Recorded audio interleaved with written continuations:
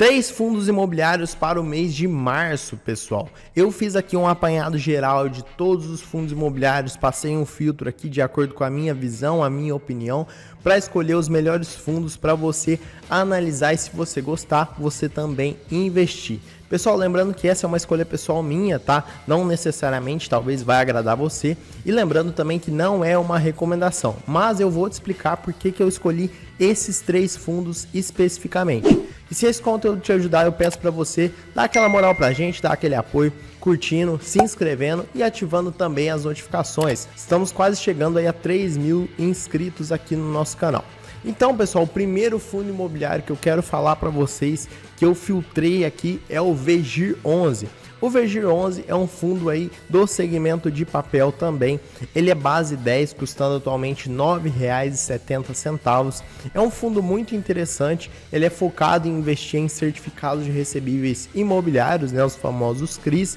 Então isso, pessoal, possibilita com que o fundo aproveite várias oportunidades, falando aí de renda fixa, né? Principalmente em se tratando da taxa Selic, já que a taxa Selic está bastante elevada nos últimos tempos e provavelmente vai continuar assim por mais algum tempo. Então o fundo consegue aproveitar essas oportunidades. O fundo está com um PVP aí próximo de 1,01. Isso é muito bom também, indica aí que o fundo está bem próximo, né? A cotação do fundo está próxima do seu valor patrimonial.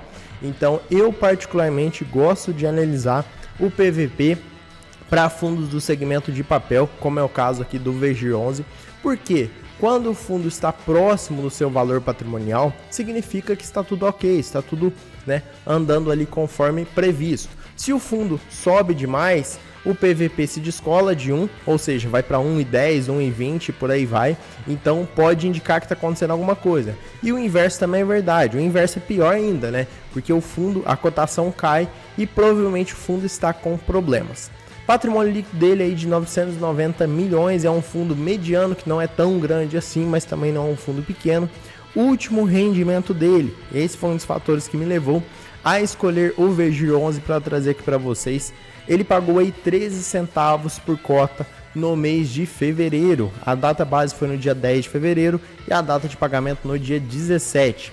E lembrando, pessoal, que esse rendimento ele corresponde a mais ou menos 1,3, 1,35% do valor da cota. Então, assim, é um rendimento muito bom para quem aí sabe de renda passiva, para quem gosta de renda passiva, tenho certeza que vai agradar muito esse percentual de rendimento.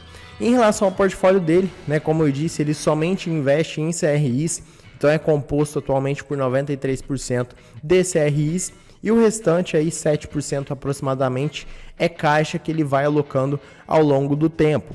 Em relação ao portfólio dele, 96,3% é atrelado ao CDI e 3,7% ao IPCA, ou seja, o fundo consegue aproveitar essas oportunidades, como eu falei, de Selic alta. E por último, do VGIR11, para quem acha que fundo imobiliário já não vale mais a pena, o negócio agora é renda fixa, vou mostrar esse gráfico aqui para vocês. Olha só, no mês de fevereiro de 2022 até agora, né, janeiro de 2023, só teve dezembro, um mês, assim, foi muito pouquinho que ele perdeu para o CDI. Fevereiro de 2022, por exemplo, foi CDI mais 6,01%, depois CDI mais 3%, depois CDI mais 4,66%.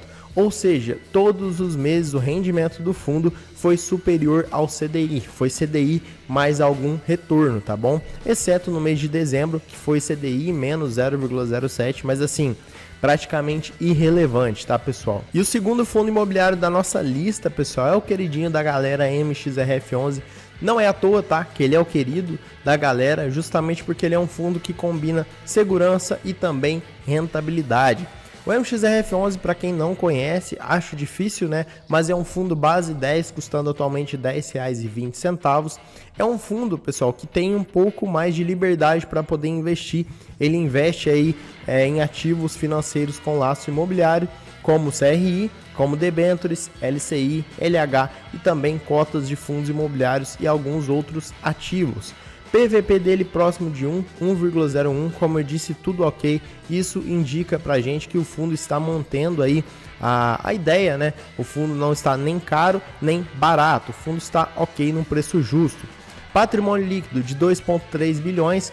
O MXRF11, ao contrário aí de alguns fundos do segmento de papel, é um fundo bem grande, tá? 2,3 bilhões, é mais que o dobro, por exemplo, do VGIR11. Então realmente é um fundo muito interessante. Isso traz mais estabilidade e também traz mais segurança para o fundo imobiliário. Nesse mês de março, pessoal, o fundo já pagou, mas o que indica pra gente isso aqui é que o fundo está cada vez mais aumentando o seu rendimento. Nesse mês de março, por exemplo, foi 12 centavos por cota. A data base foi no dia 28 e a data de pagamento, na verdade, vai ser dia 14/3, né? Você não consegue mais comprar as cotas do fundo para ter direito, mas o pagamento ainda vai ser dia 14. E esse rendimento corresponde a mais ou menos aí 1,17% da cotação base, tá? Então assim, é um rendimento realmente muito interessante, visto que o fundo tem uma certa estabilidade, uma certa segurança. Em relação às classes de ativo que o fundo investe, 73% são CRIs, 6% permutas financeiras, o que faz com que o fundo aí consiga ter uma rentabilidade legal em alguns determinados períodos. 17% cotas de fundos imobiliários, então o fundo tem cotas de outros fundos para poder ganhar com rentabilidade e também ter liquidez, caso ele precise liquidar aquelas cotas para poder fazer algum investimento em CRI, por exemplo. E tem apenas 3% de caixa. Já no ativo objeto, ou seja, né, aí onde o fundo investe, basicamente quais são os segmentos que ele investe. Metade praticamente é crédito corporativo, 25%, um quarto é comercial e quase um quarto também é residencial. E depois aí o caixa, que é 3%. E agora, pessoal, trouxe aqui essa simulação do MXRF11 em relação à poupança. E aí você pode perguntar assim, mas por que você vai comparar um fundo com a poupança? Pessoal, porque muita gente tem dinheiro na poupança, tem medo de investir na renda variável, né? É claro que você tem que estudar, não pode simplesmente tirar o dinheiro e sair investindo, tá? Mas o que eu quero que você entenda é que não vale a pena você deixar o seu dinheiro na poupança. Por isso que eu gosto também aqui de trazer essa comparação. Então, se você tivesse aplicado 50 mil na poupança e tivesse aplicado 50 mil no MXRF11 há 12 meses atrás, no MXRF11 você teria aí R$ 61.200, ou seja, um rendimento isento aí, muito interessante, muito bom, além da valorização do fundo, né? O fundo se valorizou nos últimos 12 meses. E se a gente for analisar o MXRF11 em comparação com a poupança, a gente vê uma diferença aí de mais de 1000%. E o terceiro dessa lista é o VGHF11. Eu pessoalmente gosto muito do VGHF11 porque ele é um fundo de hedge.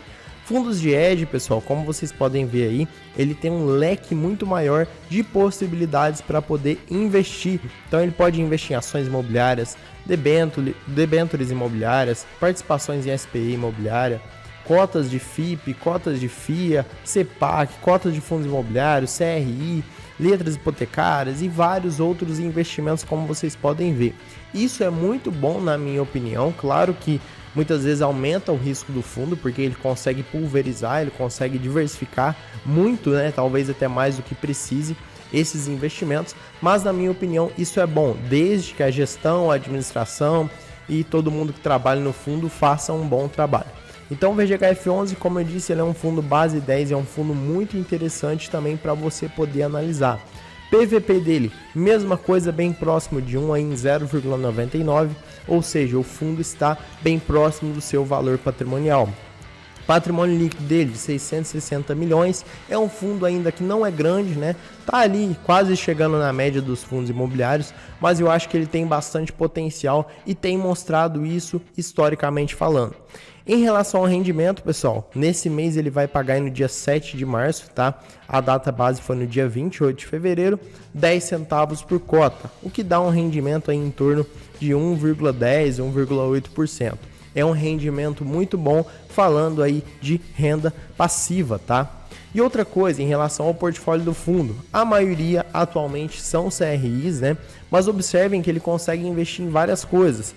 Tem FDIC 6,1%, cotas de fundos 25,5%, ações 3,4% e SPEs 2,2%. Isso possibilita uma maior diversificação de portfólio.